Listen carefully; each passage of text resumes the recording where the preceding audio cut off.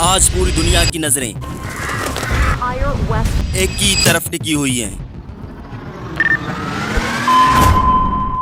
FIFA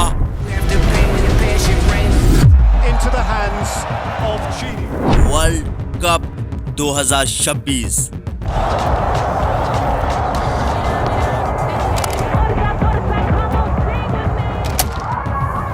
और आखिर क्या है ये खेल और कैसे खेला जाता है ये खेल, और आखिर इस खेल के पीछे करोड़ों अरबों रुपए क्यों इन्वेस्ट किए जाते हैं। It's the planet's biggest sporting event, $1 billion. FIFA expects revenues for the 2026 World Cup. और आखिर कैसे टॉप 5 क्रिकेटर प्लेयर्स की टोटल नेटवर्थ मिलाई जाए तो भी टॉप फुटबॉलर्स एक प्लेयर की नेटवर्थ के भी बराबर नहीं होंगी। और क्या इस्लाम इस खेल की इजाजत देता है? Allahu Akbar. और क्या मुस्लिम प्लेयर्स भी इस खेल का हिस्सा बन रहे हैं? इन सब का जवाब इस वीडियो में दिया जाएगा, बट इससे पहले ये जानते हैं कि ये खेल आखिर आया कहां से, इसकी शुरुआत कहां से हुई। कहानी शुरू होती है एक फ्रेंच शख्स से जिसका नाम था जूलियस रेमिट। वो फीफा का सदर यानी प्रेसिडेंट था। उनका एक ख्वाब था एक ऐसा मेला सजाया जाए जहां पूरी दुनिया के मुल्क आपस में लड़ें, पर हथियारों से नहीं, पर एक चमकती हुई फुटबॉल से। 2 गोल पोस्टर्स के बीच।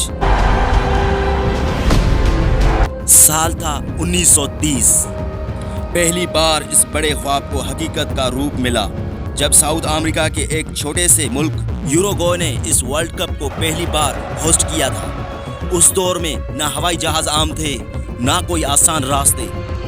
यूरोप की टीम को यूरुग्वे पहुंचने के लिए महीनों तक समंदरी जहाज शिप्स में सफर करना पड़ता था। फर्स्ट टाइम टोटल 13 टीम्स ने हिस्सा लिया। फाइनल मैच यूरुग्वे और उनके पड़ोसी मुल्क अर्जेंटीना के बीच खेला गया। माहौल इतना गर्म था कि दोनों देशों के फैन डंडे लेकर स्टेडियम पहुंचे थे। आखिर में यूरुग्वे ने अर्जेंटीना को 4-2 से हराकर पहला जूल्स रिमेट ट्रॉफी खेल आगे बढ़ा।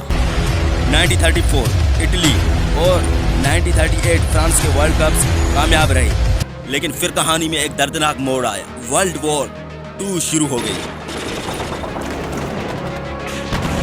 दुनिया बर्बाद हो रही थी, बॉम्ब्स चल रहे थे। खेल को रोकना पड़ा। 1942 और 1946 के वर्ल्ड कप्स नहीं खेले जा सके। कहानी में दिलचस्प वाकया एक ये भी है कि फीफा के इटालियन वाइस प्रेसिडेंट ने इस सोने की ट्रॉफी को दुश्मनों से बचाने के लिए पुराने जूतों के डब्बे शू बॉक्स में बंद करके अपने बिस्तर के नीचे छुपाए रखा था। जंग खत्म हुई और सूरज फिर निकला। 1915 में ब्राजील ने इस खेल को दोबारा जिंदा किया, और इसी दौर में दुनिया ने देखा 17 साल के दुबले पतले लड़के को जिसे दुनिया आज पीले के नाम से जानती है।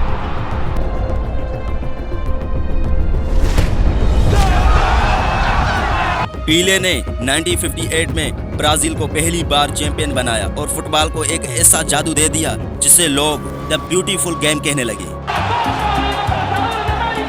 फिर मॉडर्न दौर का आगाज शुरू हुआ। 1917 और 1998 के दौर तक आते आते टीवी का जमाना आ चुका था। अब वर्ल्ड कप सिर्फ स्टेडियम में बैठे लोगों का नहीं था, बल्कि घर घर के टीवी स्क्रीन का हिस्सा बन चुका था।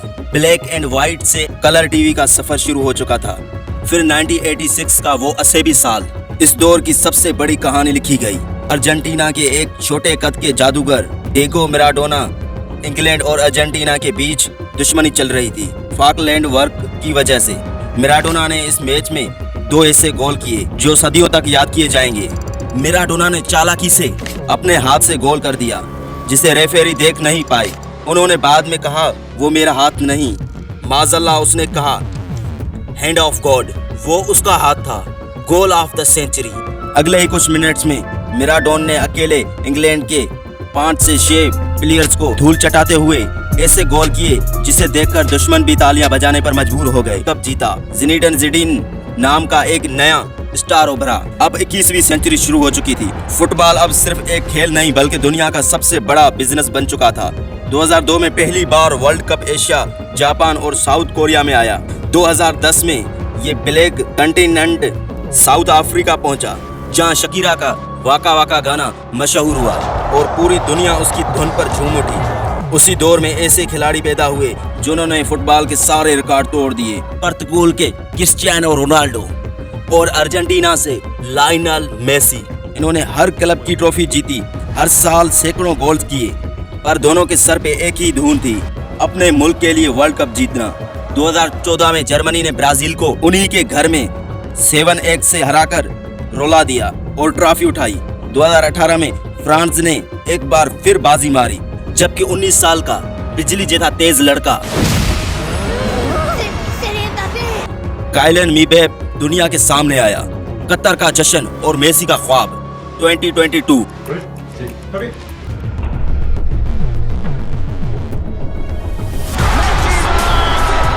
ये इस कहानी का सबसे जज्बाती और सुनहरा पन्ना है। साल 2022 पहली बार एक इस्लामी और अरब मुल्क कतर ने सवाल उठाए और कतर ने ऐसा शानदार इंतजाम किया कि सबकी मुंह बंद हो गई। स्टेडियम में आजान की आवाजें गूंजी।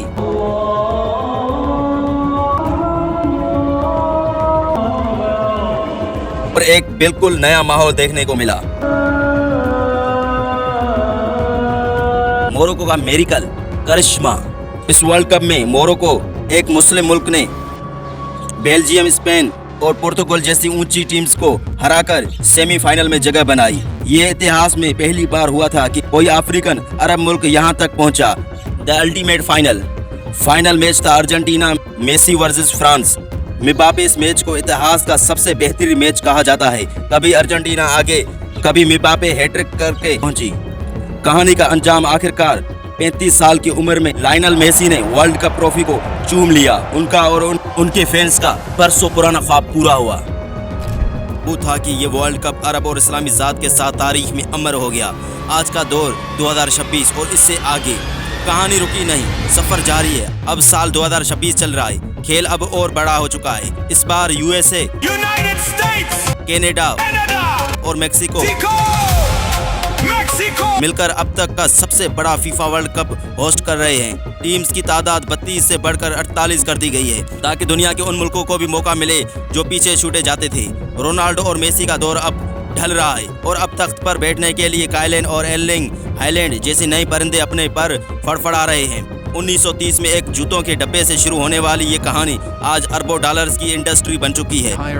While the 2024 Paris Summer Games brought in around $5.25 billion, FIFA expects revenues for the 2026 World. क्या इस्लाम खेल के खिलाफ है? क्या फुटबॉल जैसा खेल इस्लामी तालीमात के मुताबिक खेला जा सकता है?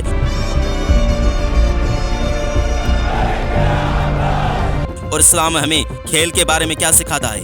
इस्लाम जिस्मानी ताकत की हौसला अफजाई करता है। दौड़, तीरंदाज, घोड़ा सवारी, कश्ती और दीगर जिस्मानी मशकों की तरकीब दी गई है। टीम वर्क, नज़म व ज़ब्त, दयानतदारी और इंसाफ जैसी खूबियाँ फुटबॉल में भी अहम हैं और इस्लाम भी इन्हीं इक़दार की तालीम देता है। इस्लाम का उसूल ये है कि अगर कोई खेल नमाज से गाफिल ना करे, गुनाह का जरिया ना बने, जुल्म, जुआ या ख्वाहिशी से पाक हो और इंसान की सेहत व इखलाक के लिए मफीद हो, तो वो जायज़ हो सकता है। आज भी कई मुस्लिम प्लेयर्स फुटबॉल की बड़ी टीमों में शुमार हैं और इस खेल को मुस्लिम लोग होस्ट कर रहे हैं। वीडियो अच्छी लगी हो तो लाइक करें। नेक्स्ट वीडियो देखने के लिए सब्सक्राइब करें। मिलते हैं अगली वीडियो में, तब तक के लिए अल्लाह हाफिज़।